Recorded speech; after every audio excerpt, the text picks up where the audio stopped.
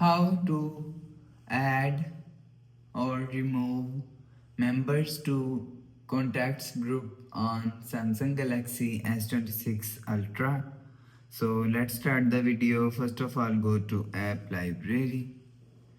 Now here, so click on contacts app. Now here, so click on groups.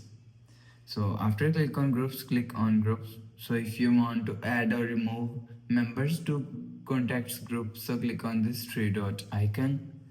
So after click on three dot icon, click on edit group. So after click on edit, so if you want to add members, so click on add member. So you will see you will add members from here.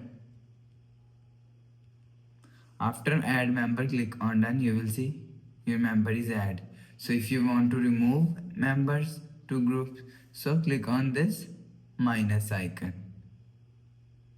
So after click on this minus icon, you will see member is removed on your group. So after the process, click on save. After the process, go back to home screen, refresh phone. So that's how you can add or remove members to contacts group on Samsung Galaxy S26 Ultra. So if you like the video, please subscribe. Thanks for watching.